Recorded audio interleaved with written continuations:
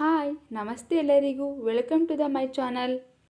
ಇವತ್ತು ಸಿರಿಧಾನ್ಯಗಳಲ್ಲಿ ಒಂದಾದಂತಹ ಬರಗು ಧಾನ್ಯವನ್ನು ಬಳಸಿಕೊಂಡು ನಾವು ತರಕಾರಿಗಳನ್ನು ಹಾಕಿ ಬೇಳೆಬಾತನ್ನು ಮಾಡೋದಾ.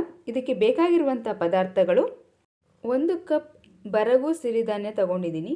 ನೋಡಿ ಈ ರೀತಿ ಇದೆ, ಸ್ವಲ್ಪ ಬಿಳಿ ಕಲರ್ ಇದೆ.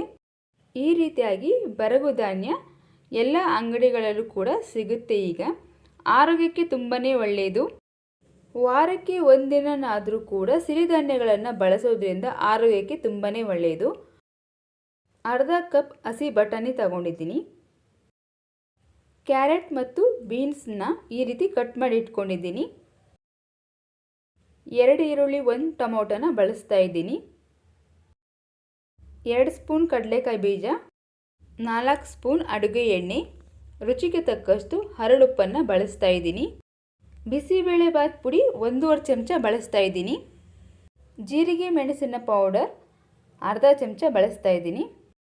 ಮೊದಲಿಗೆ ಸಿರಿಧಾನ್ಯಗಳನ್ನು ನೀಟಾಗಿ ಕ್ಲೀನ್ ಮಾಡ್ಕೋಬೇಕು. ನಾನಿಲ್ಲಿ ನೀರನ್ನು ಹಾಕಿ ಕ್ಲೀನ್ ಮಾಡ್ಕೋತಾ ಇದ್ದೀನಿ. ಸಿರಿಧಾನ್ಯಗಳು ತುಂಬಾ ಹೆಲ್ದಿ ಅಂತ ಹೇಳ್ಬಹುದು.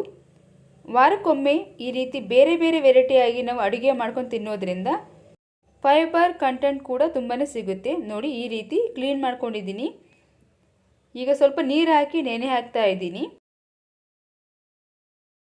ಸ್ಟವ್ ಆನ್ ಮಾಡಿ ಸ್ಟವ್ ಮೇಲೆ ಒಂದು ಕುಕ್ಕರ್ ಇಟ್ಟಿದ್ದೀನಿ. ಕುಕ್ಕರ್ಗೆ ಎಣ್ಣೆ ಹಾಕೋತಾ ಇದ್ದೀನಿ. ಎಣ್ಣೆ ಸ್ವಲ್ಪ ಬಿಸಿಯಾದ ನಂತರ ಬಟಾಣಿ ಹಾಕೋತಾ ಇದ್ದೀನಿ. ಹಾಗೆಯೇ ಕ್ಯಾರೆಟ್ ಮತ್ತು ಬೀನ್ಸನ್ನು ಕೂಡ ಹಾಕೋತಾ ಇದ್ದೀನಿ. ಚೆನ್ನಾಗಿ ಎಣ್ಣೆಯಲ್ಲಿ ಫ್ರೈ ಮಾಡ್ಕೋಬೇಕು. ಕಡಿಮೆ ಉರಿಯಲ್ಲಿ ಚೆನ್ನಾಗಿ ಫ್ರೈ ಮಾಡ್ಕೋಬೇಕು. ತರಕಾರಿ ಎಣ್ಣೆಯಲ್ಲಿ ಫ್ರೈ ಆಗಿದೆ. ಈಗ ಟೊಮೊಟೊ ಈರುಳ್ಳಿನ ಹಾಕೋತಾ ಇದ್ದೀನಿ. ಇದನ್ನು ಕೂಡ ಕಡಿಮೆ ಉರಿಯಲ್ಲಿ ಎಣ್ಣೆಯಲ್ಲಿ ಫ್ರೈ ಮಾಡ್ಕೋತಾ ಇದ್ದೀನಿ. ತರಕಾರಿ ಯಾವ್ದು ಬೇಕಾದರೂ ಕೂಡ ಆ್ಯಡ್ ಮಾಡಬಹುದು. ನಿಮಗೆ ಯಾವ ತರಕಾರಿಗಳು ಇಷ್ಟನೋ ಅದನ್ನು ಕೂಡ ಆ್ಯಡ್ ಮಾಡಬಹುದು. ಈಗ ಕಡಲೆಕಾಯಿ ಬೀಜನೂ ಕೂಡ ಆ್ಯಡ್ ಮಾಡ್ತಾ ಇದ್ದೀನಿ. ಚೆನ್ನಾಗಿ ಮಿಕ್ಸ್ ಮಾಡ್ಕೊಳ್ಳೋಣ. ಎಲ್ಲವನ್ನು ಚೆನ್ನಾಗಿ ಹುರ್ಕೊಂಡಾಗಿದೆ. ಈಗ ನೆನೆಸಿಟ್ಟಿರುವಂಥ ಬರಗು ಧಾನ್ಯವನ್ನು ಹಾಕೋತಾ ಇದ್ದೀನಿ. ಚೆನ್ನಾಗಿ ಎಲ್ಲವನ್ನು ಮಿಕ್ಸ್ ಮಾಡ್ಕೊಳ್ಳೋಣ. 1 ಕಪ್ ಬರಗು ಧಾನ್ಯವನ್ನು ತಗೊಂಡ್ರೆ ನಾನು 3 ಕಪ್ ಆಗುವಷ್ಟು ನೀರನ್ನು ಆ್ಯಡ್ ಮಾಡ್ತಾ ಇದ್ದೀನಿ.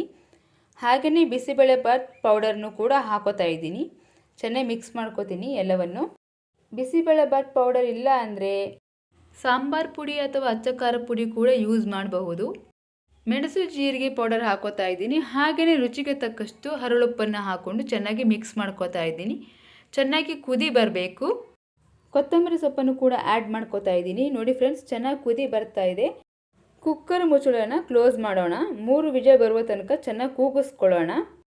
ಯಾವುದೇ ಸಿರಿಧಾನ್ಯಗಳನ್ನು ಮೊದಲೇ ನೆನೆಸ್ಕೊಂಡು ಇಟ್ಕೊಂಡಿದ್ರೆ ಬೇಗ ಬೇಯುತ್ತೆ.